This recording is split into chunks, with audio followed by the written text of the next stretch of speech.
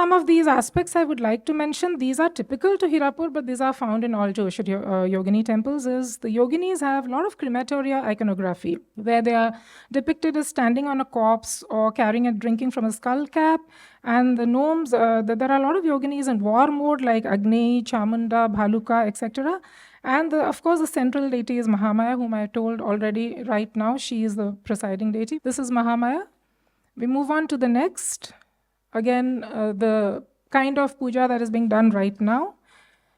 One very interesting aspect of some of these temples, and especially Hirapur, is that none of the goddesses here are presented as spouses. They are independent goddesses, and you have female manifestations of the male goddesses. So you can see Vinayaki as part of the 64 yoginis of the Matrika goddesses, and she is Ganesha, otherwise called as Ganesha, and the iconography is quite clear here. We did speak a bit about empowerment in the beginning. I think Madam Neera Mishra in her introductory speech did talk about this. So here we come across women who are fascinating in the sense that in their original mythological context, they might have been confined to the roles of consorts, attendant deities, and here in the Yogini cult, they have transformed into individual deities, and sometimes maybe the aggressiveness or ferociousness is to portray them as empowered women, and there are a lot of interpretations regarding this. I'll give you one example here. The Yogini Saraswati, who has the body of a female, carries a veena, but is mustached as well and can be seen twirling her mustache. So the Ardhanarishwar concept, if we can just liken it, you see half of the body is man and half is woman.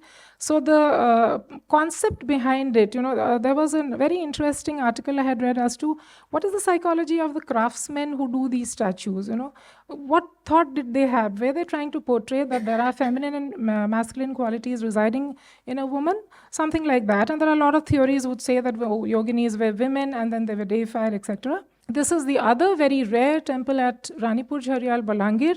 Even people in Odisha cannot travel all the distance to visit it, but it is a rare temple. There have been a lot of theories regarding the complete destruction of some of these photographers now. I'll come to that later on. They are traveling to these spots. They use this at night, particularly to take the pictures, and it appears, very, very nice. This is a photograph which won the award of the Department of Tourism, Government of Odisha. These are the statues, as you can see. Most of them are beak. You can see a statue with a beak and the central Shiva statue. And you can see a blue frame outside the statues. So here there was a very interesting, theory. Anything that breaks in any temple is due to pilferage and looting, etc. But no, there are also some theories which say that these were tribal goddesses because of the features.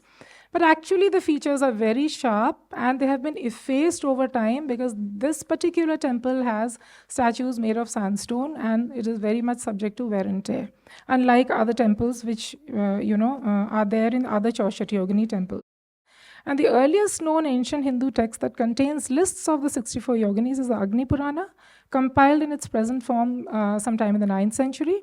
The 52nd chapter, Attributes of the Goddesses, names the 64 yoginis and briefly describes them, indicating the images of the yoginis were already being carved by then.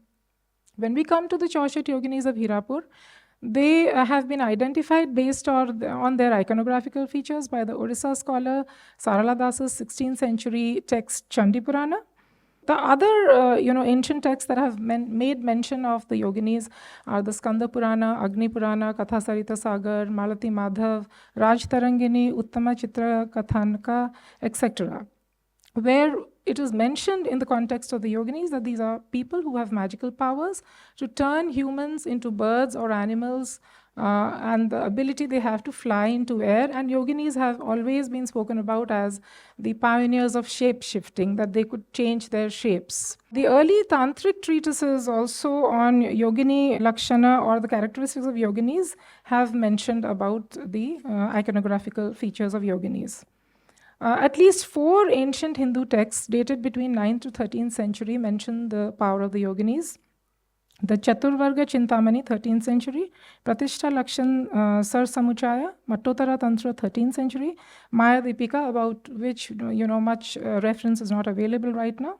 So Yoginis are also referred to in the Puranas and Shaivite stories, Shakti stories, explaining their roles in the social deity hierarchy.